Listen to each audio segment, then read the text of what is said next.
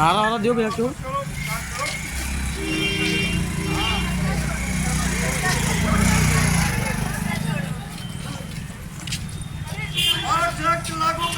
लागू करो लागू करो लागू करो लागू करो वापस करो वापस करो वापस करो वापस करो फांसी दो फांसी दो फांसी दो फांसी दो बोला करो मैडम जी लागू करो लागू करो लागू करो लागू करो वापस करो वापस करो भुगतान करो या सत्ता छोड़ो ठग बेईमानो भारत छोड़ो भुगतान करो या सत्ता छोड़ो ठग बेईमानो भारत छोड़ो भुगतान करो या सत्ता छोड़ो ठग बेईमानो भारत छोड़ो पैसा हमारा आपका नहीं किसी के बाप का पैसा हमारा आपका नहीं किसी के बाप का पैसा हमारा आपका नहीं किसी के बाप का पैसा हमारा आपका नहीं किसी के बाप का लागू करो लागू करो लागू करो लागू करो लागू करो लागू करो लागू करो लागू करो लागू करो लागू करो वापस करो वापस करो वापस करो वापस करो लागू करो लागू करो लागू करो लागू करो लागू करो लागू करो नहीं किसी के बाप का नहीं किसी के बाप का नहीं किसी के बाप का लागू करो लागू करो लागू करो लागू करो लागू करो लागू करो वापस करो वापस करो वापस करो वापस करो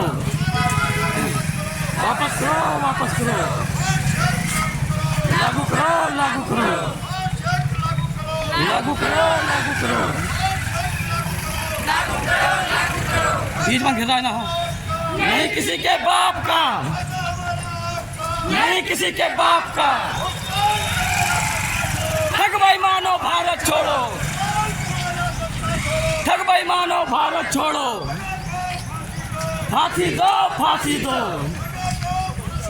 फांसी दो फांसी दो फांसी दो फांसी दो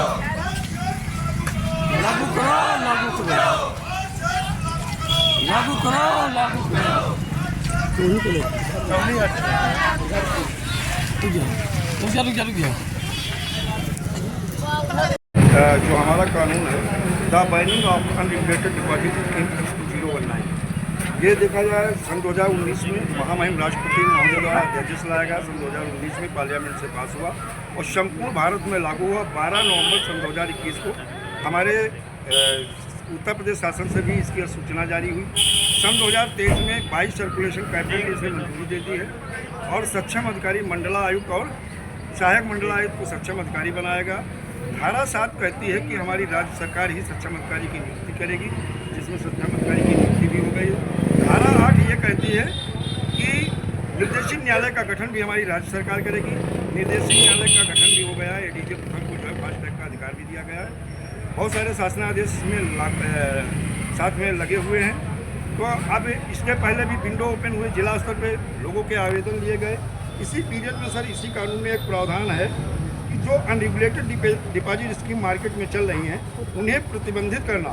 और फिर निवेशकों के भुगतान के दावे लेकर के 180 कार्य दिवस में पुनर्भुगतान करवाना इस एक्ट में प्रावधान है। आज उसी कड़ी में देखा जाए मिशन भुगतान भारत यात्रा जो सत्याग्रह के तहत आज उसी कड़ी में हम गोंडा आए हुए हैं और सर आपसे रिक्वेस्ट करेंगे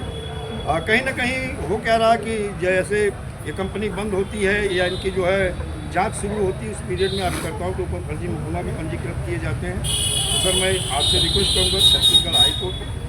और डीजीपी राजस्थान और पुलिस अधीक्षक जौनपुर करके यहाँ भी अभिकर्ताओं को राहत दी जाए, उनके खिलाफ बगैर जांच के फर्जी मुकदमा पंजीकृत